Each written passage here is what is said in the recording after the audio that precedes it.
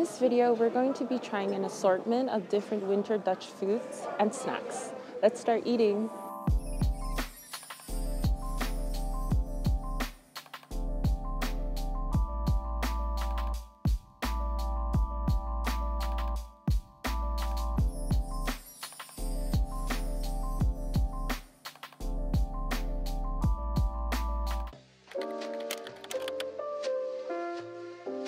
Good morning, everyone. Today we're up and early because we have a full day of eating, so I hope you're still hungry.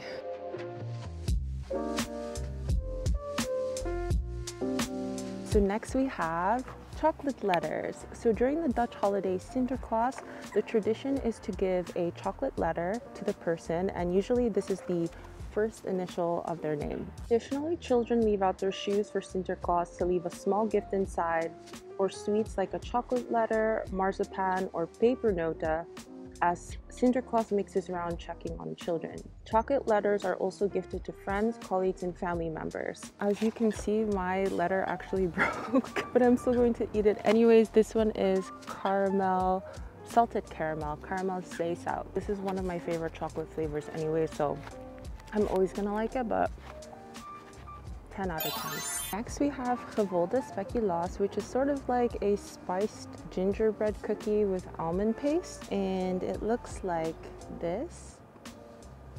I actually don't think I've tried this before, but it's really soft. It has a nice soft texture, and the almond paste is in the middle, sandwiched in between. You guys, this is so good. I think this is my new favorite now. It's like so soft, so delectable. Does anyone know why a lot of Dutch winter sweets and snacks in the Netherlands contain almond paste? I mean, I'm not complaining, but I'm just curious, is there a reason as to why? Let me know in the comments below. So next we have kerstol. This is a favorite to have on the Christmas dining table.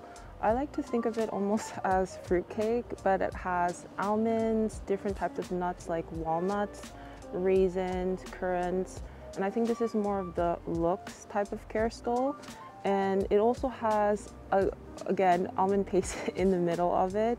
It's quite sweet, and you also put powdered sugar on top. I didn't add it in because I think I've had quite enough sweets for today, but it is really good, but it's not my favorite, I have to be honest. I think it's quite rich in flavor. Hey guys, it's getting pretty chilly outside. It's about 7 degrees Celsius, so I think I'm going to head home and warm up with a nice hot cup of soup, but not just any soup, Ayrton soup. If you don't know what it is, I'll show you when I get back home. I made it back inside where it's nice and warm, and I have a hot bowl of Ayrton soup. If you don't know what Ayrton soup is, it's a Dutch winter soup made with split peas, smoked sausage, pork ribs, and veggies like onions, carrots, sometimes potatoes, and leeks. Sometimes this is referred to as snert as well, and the only difference being is that it's actually thicker, and I think the cooking method is a little bit different. You actually leave it overnight, and I believe the split peas have more time to absorb the liquid, so it's much more thicker.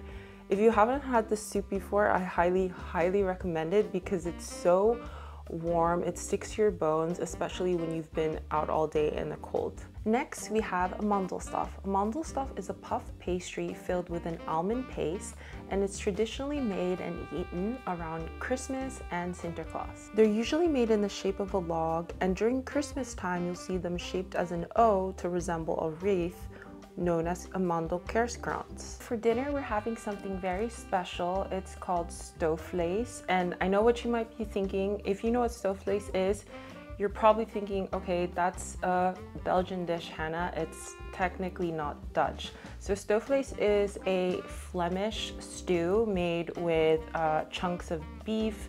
There's different variations of it, but it's traditionally had during the winter time, and it's really tender, it's really soft, and it's just such a good dish to have. And it's typically had in the Flanders region, but also in the south of the Netherlands. So I thought that's why it would be a good reason to taste it today. I actually didn't make this stoofvlees, my partner did, so he spent a few hours in the kitchen making it, so it's really special. But if you've never had stoofvlees before, I highly recommend you do, because it's one of the best stews that I've had ever. So stoofvlees is traditionally served with friet, fries, and mayo on the side, but tonight we're having it quite Dutch. So we have potatoes that are mashed a bit, and we actually have purple cabbage here with apples and cinnamon. So this really feels festive and Dutch, so I'm going to dig in. So it's a little bit after dinner now, and I'm back in the kitchen, as you can see. So tonight we're going to be making for dessert kruidnoten. I have a bunch of kruidnoten in the house, especially since Sinterklaas is coming up, but I thought, why not make it ourselves at home from scratch? So I'm going to attempt making this. Mind you, I've never done this before, so I hope it turns out good, but let's find out.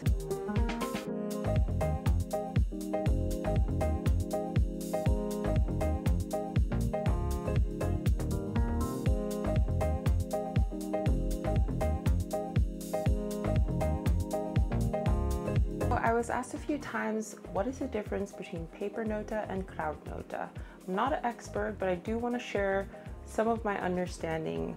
I believe pepernoten is the soft cookie, and it has a sort of strong licorice and anise taste, and kruidnoten is crunchy and hard. So I actually am holding this here, and it's what we're going to be making today.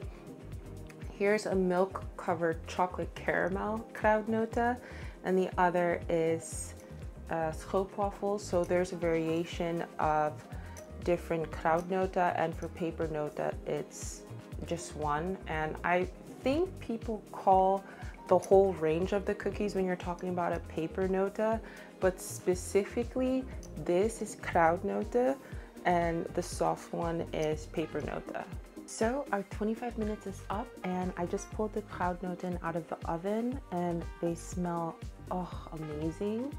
So let's give these a taste test and see, are they actually better than the store-bought ones? So I have here the kruidnoten from the store and the kruidnoten that we just took out of the oven.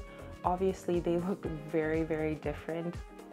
This one's harder, this one's softer. The verdict is that I don't think I could ever go back to store-bought kruidnoten. They don't taste as good, I'm gonna be honest with you. They really don't taste good at all, especially eating that first and having this. The taste comparison is completely different. Like the store-bought kruidnoten is like a 2 or 3, and the homemade kruidnoten is like a 9 or 10. And that's a huge difference. Hey guys, if you enjoyed today's video, don't forget to give it a thumbs up, subscribe, and share with me in the comments below some of your favorite Dutch winter foods and snacks. I'll see you guys in the next one. Bye!